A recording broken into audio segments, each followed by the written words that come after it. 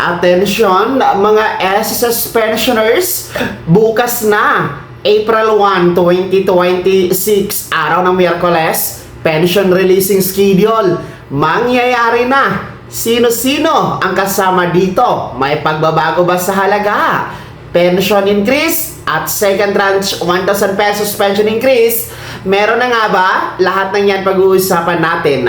Hello mga ka-vlogs! Welcome dito sa aking YouTube channel. Magandang araw po sa lahat ng mga manonood. Saan po kayong dako sa mundo? Kumusta mga ka-vlogs? Well, eto bukas na po, araw ng Miyerkules, April 1, 2026. SSS pension releasing schedule, mangyayari na. Well, para nga ba kanino ito na batch? Ito po ay para sa ating mga first batch SSS pensioners. Yung mga meron pong date of contingency o araw ng kapanganakan, araw ng pagkamatay, pagkasakit o pagkabalda, mula 1st to 15th day of the month. So, kung inyo pong napapansin mga ka-vlogs, no, sa mga nagdaan natin mga videos, ay atin pong inaantay na baka po gawing special non-working holiday ang April 1, bukas nga po, during your pension releasing schedule. Kaso nga lang, sa ating pag-follow up at pag-aantabay kung mayroong lalabas sa proclamation, hanggang sa kasalukuyan, wala po, no? Wala po tayong nakitang proclamation from the Malacanang Palace. Dahil ito naman po ay ibabalita, ipopost kung meron man. Pero habang ginagawa ko ang balitang ito, ang video na ito ay wala po talagang proclamation. So, ibig sabihin, hindi po holiday ang April 1 bukas, bispiras ng mahal na araw. So, pag nagkataon kasi ay aatras tayo sa araw na ito, no? Para sa inyong pension releasing for April. Pero wala talaga. So sigurado tayo na wala na itong proclamation dahil sa mga oras na ito sana meron na yan No, actually kahapon pa sana yan, Lunes, kung meron man i-release na po yan. Pero sa ngayon, Martes na tayo, no? Ano ng oras? Wala na po talaga ito. Kaya manatili po tayo sa ating original pension crediting that will be tomorrow, April 1. Araw ng Miyerkules para sa ating mga first batch. Well, yan po ay nakadikit, no, sa mahal na araw kasi April 2 ang simula ng mahal na araw. That is Holy Thursday mga ka-vlogs. Pero okay lang yan kahit paano hindi po kayo na sandwich talaga sa Holy Week. Kahit paano April 1 bukas meron pa kayong magagamit, no, sa mahal na araw, no? Kung uuwi man kayo ng probinsya, meron kayong magagamit sa inyong pag-uwi, mga ka-vlogs. So, bukas po yan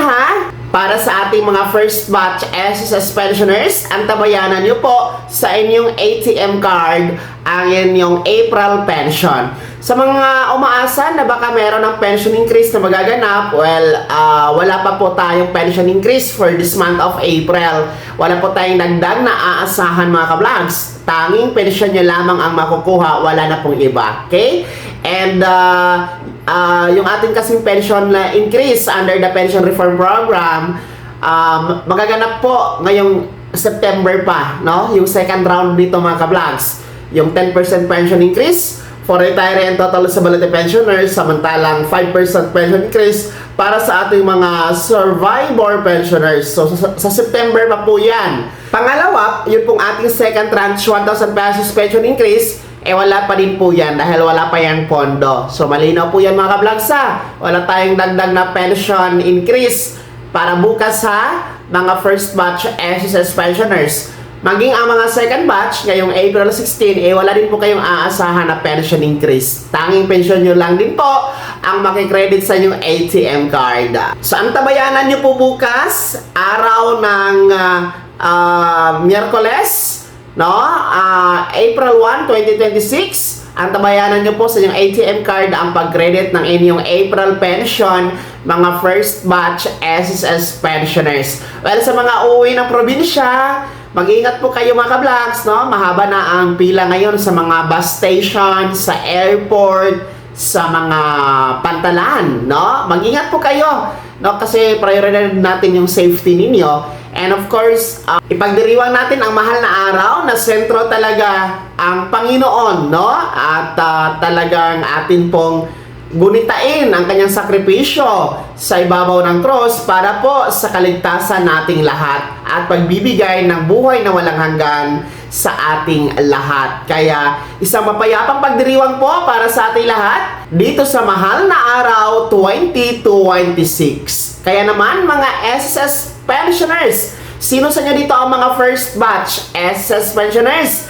na magkakaroon ng pension releasing bukas? No, kayo ba ay natutuwa at excited na? Uuwi ba kayo ng probinsya? Ibahagi na po sa comment section na nasa baba pakilakim ng buong pangalan at kung taga saan kayo. Kung bago ka pa lang sa aking channel o di ka pa nakasubscribe, i-click nyo muna ang subscribe button na nasa baba. Huwag kalimutan na pindutin ang notification bell, ilagay sa all para una kasi mga balitang i-upload ko. Maraming salamat po. God bless. Mag-ingat mga ka-vlogs.